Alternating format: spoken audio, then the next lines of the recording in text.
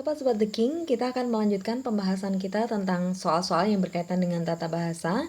Dan kali ini kita akan membahas soal-soal yang berkaitan dengan tenses. Oke, langsung kita mulai soal nomor 1. Some students sometimes their homework.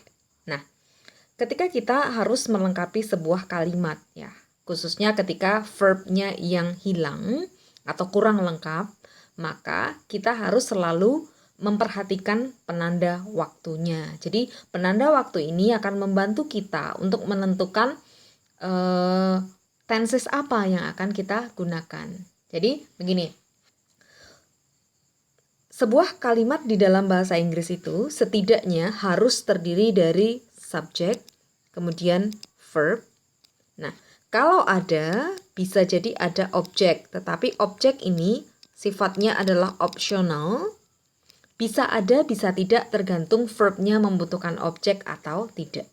Kemudian, keberadaan time signal. Meskipun tidak semua kalimat ini butuh time signal. Oke, nah sekarang soal nomor 1. Beberapa siswa kadang-kadang PR-nya gitu ya. Jadi di sini kan yang belum lengkap, yang hilang ini adalah verbnya. Some students ini merupakan subjeknya, kemudian kata sometimes ini menjadi time signal kita. Kita singkatnya adalah time signal gitu aja ya. Oke. Their homework ini adalah objeknya. Nah, di sini kata sometimes inilah yang akan membantu kita untuk menentukan tenses apa yang akan kita pakai. Kata sometimes yang artinya kadang-kadang ini biasanya dipakai ketika kita mau mengungkapkan sebuah kebiasaan, rutinitas, atau istilah dalam bahasa Inggrisnya adalah habit. Nah, ketika kita mau mengungkapkan sebuah kebiasaan atau habit, kita menggunakan jenis tensesnya namanya adalah simple present. Nah, simple present itu sendiri, pola kalimat dasarnya itu adalah subjek dan diikuti oleh verba bentuk 1. Namun, subjeknya ini sendiri, kita akan pecah dulu jadi 2 ya, subjeknya. Oke, di sini. Kalau subjeknya a, you, they, we. Satunya lagi subjeknya adalah she, he, dan it. Nah, ketika subjeknya ini a, you, they, we, maka ketika kita membentuk kalimat statement positif, contohnya I love you. Nah, di situ pola kalimatnya adalah subjek diikuti oleh verba bentuk 1 tanpa tambahan apapun. Contoh, Kak Ari tulis di sini, I love you. Nah, bagaimana membentuk kalimat negatifnya? Pasti cepat ya. Aku tidak mencintaimu, I don't love you. Nah, jadi pola kalimat negatifnya menjadi subjek diikuti oleh do plus not plus V1.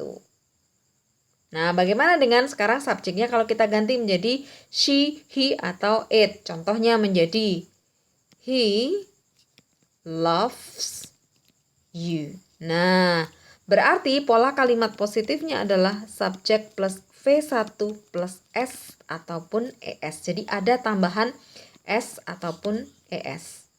Ketika membentuk kalimat negatifnya, ini menjadi he doesn't love.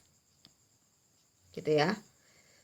Di sini digunakan kata bantunya adalah does not. Jadi beda. Kalau di depan pakai do not, yang di sini pakai doesn't. Setelah doesn't harus diikuti oleh V1. S atau ES-nya hilang. Nah, sekarang berarti kita udah tahu harus pakai simple present subject plus verb 1. Oke, kita lihat subjeknya. Jadi urut-urutannya, lihat time signal, kemudian lihat subjeknya, sesuaikan dengan verbanya. Some students, berarti ini banyak, lebih dari 1. Maka kata gantinya bisa menggunakan kata they. Nah, kata they berarti mengikuti pola yang di sebelah kiri ini. Berarti kalau negatif harus pakai kata do. Berarti some students sometimes do not do. Berarti jawabannya adalah B.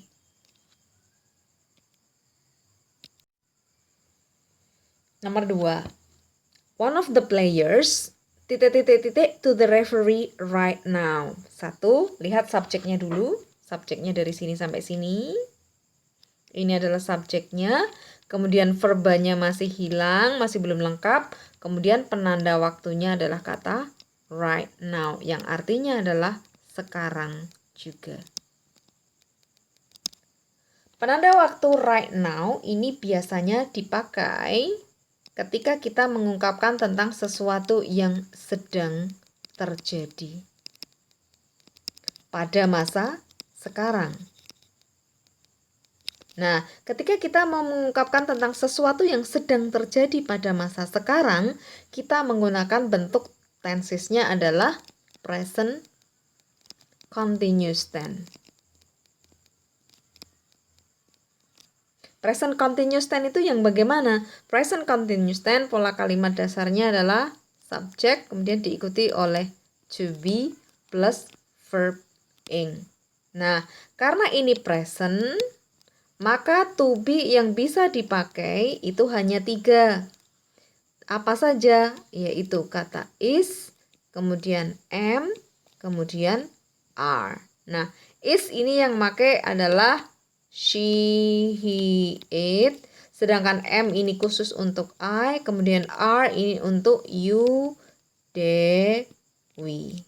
Nah, yang artinya sedang itu yang mana? Ini yang to be plus verb ing inilah yang mengandung arti sedang. Oke, berarti sekarang kita lihat subjeknya. One of the players. One of the players ini merupakan kesatuan noun phrase. Nah, perhatikan, di sini ada kata of. Ketika sebuah noun phrase kemudian di tengah-tengahnya ada kata of, maka yang menjadi head dari nounnya itu adalah yang di depan kata of, bukan yang paling belakang, tetapi yang paling depan. Sering terkecoh dengan kata yang paling mepet dengan verb. Hati-hati, ada of tidak pada frase kata benda itu. Kalau ada kata of, maka head noun-nya yang akan kita hitung itu yang sebelum of. Nah, di sini one of the players berarti satu dari pemain-pemain itu. Berarti di sini subjeknya ini singular.